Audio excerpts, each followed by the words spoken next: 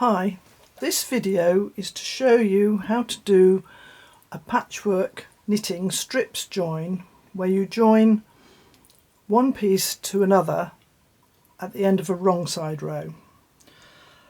This jacket in front of me has been knitted in strips, although the strips are different shapes.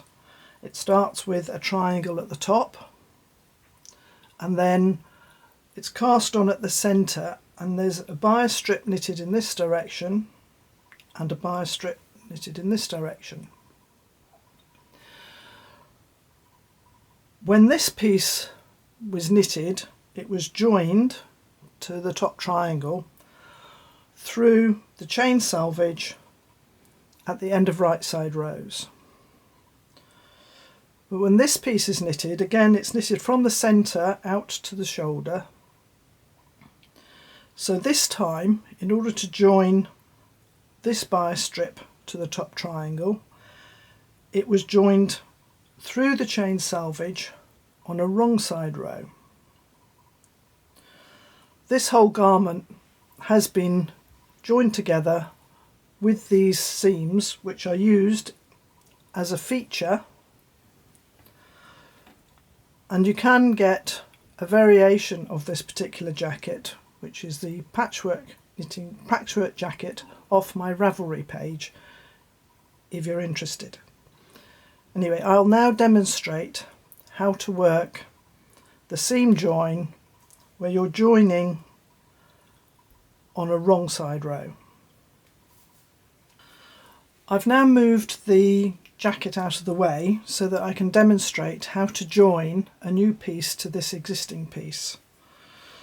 So if you want to check out how to make a strip with the chain selvage, as we've got on this edge and this edge here, I have done another video which just demonstrates the basic technique of knitting a strip with the chain selvage. You may also notice that I've put a locking stitch marker into the fabric of the existing strip. This is to tell me that this is the right side of the fabric. It's important when you're doing these joining techniques to know which is the right and wrong side of the piece of knitting that you're joining to. So I've cast on some stitches in a different colour just to make it easier to see when I'm joining, and I've used the knit cast on. Again, if you haven't seen or you don't know the knit cast on, you can find other videos on my YouTube channel which demonstrate how to work the knit cast on, and also when I demonstrated how to knit the basic strip, I also showed you how to work the knit cast on.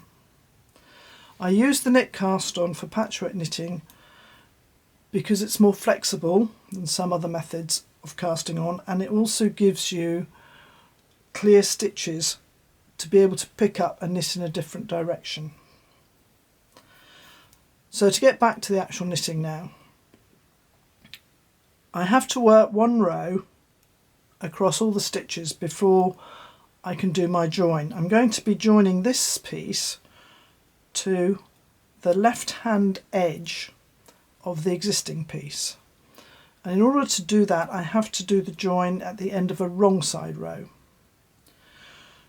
When joining to the right hand edge of an existing piece, you can join at the end of a right side row, and I have done another video to demonstrate that technique. So to start with, I do need to do my normal chain selvage, which is knit one through the back loop, knit to the end of the row,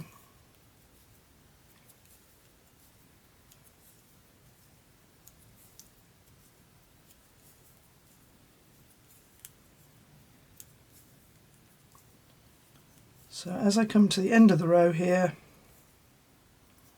I need to work the chain selvage for the end of the row, which is bring the yarn forward between the needles because I was working a knit row, and slip the last stitch purlwise, in other words as if to purl. Turn the knitting. This is going to be my free end, so I have to work the normal chain salvage at this edge. So again, it's knit 1 through the back loop, and as I'm working garter stitch, I'm going to knit across to the last stitch of the row.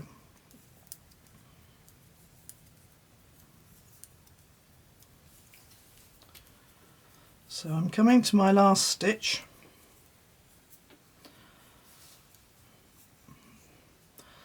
So when I join, I'm going to be joining to the wrong side of this piece of knitting, and in order to do that and to make sure that the chain join appears on the right side of the row, I have to work a purl stitch. So before I do anything else, I have to make sure the yarn is at the front. So having been working a knit row, I have to move the yarn forward, and then because it's a join, I'm going to slip this end stitch knitwise to my right needle, pick up my existing piece, and with the wrong side away from me, I need to find the very first chain at the bottom of this strip of knitting. So this is my first chain, and you can see I've gone under both legs of the chain. Just move that end out of the way, and I'm now going to work a purl pickup. So I'm going to purl through that edge and then lift the slipped stitch over and off the knitting. And that's my first row joined. I've already worked this stitch, so in order to maintain a chain edge I have to make sure I slip the stitch at the beginning of the row. I don't want to knit it because then I won't have a nice clean chain. So I'm going to slip it purlwise with the yarn at the back this time. And then I'm going to work across the row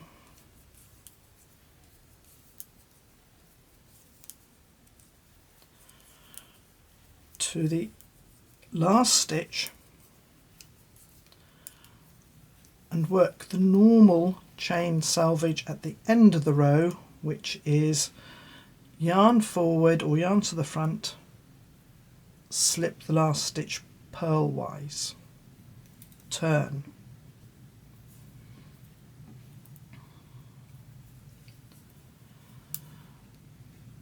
Knit 1 through the back loop at the free end,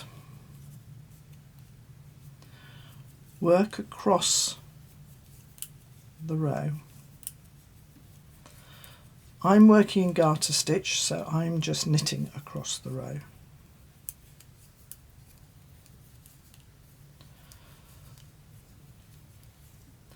I've worked to the last stitch. So in order to work the join, I need to bring the yarn forward, slip the last stitch knitwise, as if to knit, and then with the wrong side of the existing piece facing me, that's the right side where the pin is, the wrong side facing me, I'm going to look for the next chain, which is here, and come into it from the right side to the wrong side as if to purl, work a purl stitch, and then lift the slip stitch over. So again, the beginning of the row, I don't want to work this first stitch because I've just worked it, so I'm going to slip it purlwise with the yarn at the back and then knit across. You may want to give the yarn a little bit of a tug as you work that second stitch to make sure that you don't make your chain loops too loose.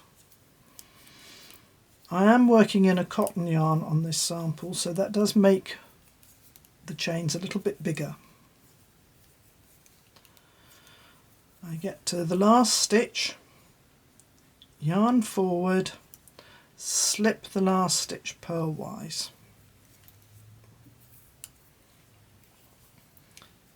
Again, at the free end, we're going to knit one through the back loop, work across the row,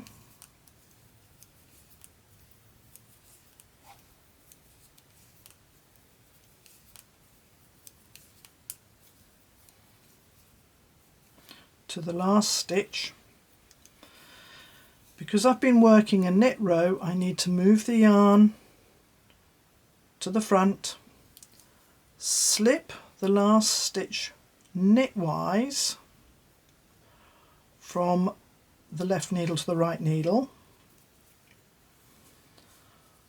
with the wrong side of the existing piece facing you. Look for the chain, the next chain up, come through the chain from right side to wrong side, work it as a purl stitch and lift the slip stitch over. So if I do that once more, we need to not work the first stitch because we've just worked it, so we slip it, this time purlwise, and knit to the end of the row. The fabric can be made of any stitch pattern you want, generally speaking. So if you were wanting to work stocking stitch, for example, sorry, I've got to the end, so I'll just go through it again. Yarn forward, slip one purlwise. If I was working in stocking stitch rather than garter stitch, this next row would be a purl row, but I must still work my edge stitch, my chain selvage, as a knit one through the back loop. It doesn't matter whether you're working purl or moss stitch or any other fancy stitch, the edge stitch needs to be worked as a knit one through the back loop. I'm now going to knit to the end of the row,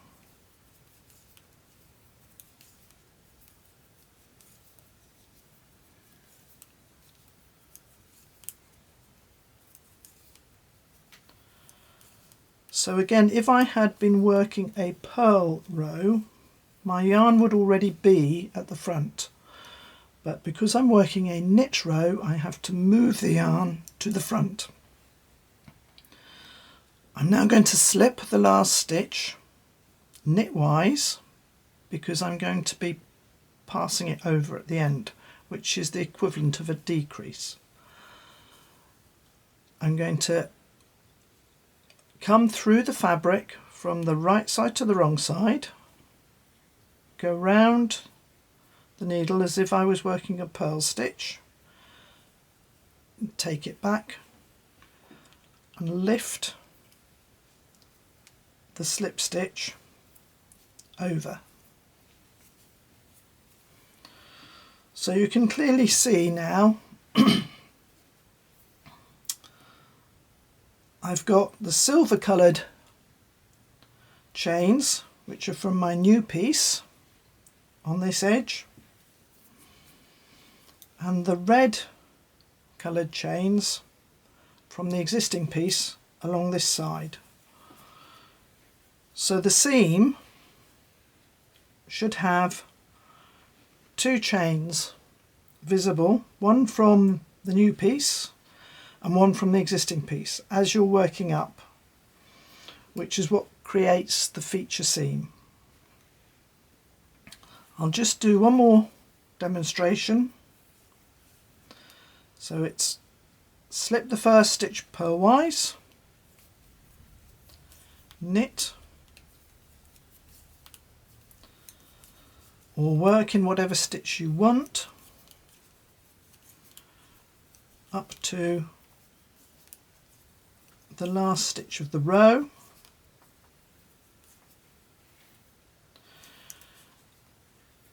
Bring the yarn forward or leave the yarn at the front and slip the last stitch purlwise.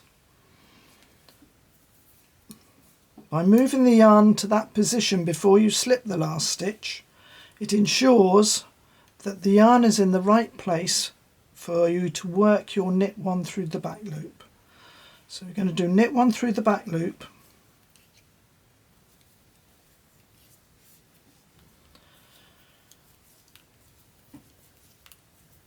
work to the last stitch of the row,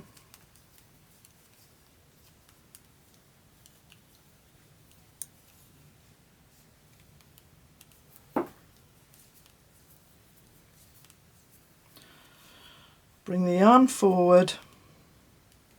Oh, I was a bit too early there. Got one more stitch to lurk. Bring the yarn forward, slip one knitwise, knit through the chain edge of the existing piece, or purl through the chain edge of the existing piece, and lift the slip stitch over.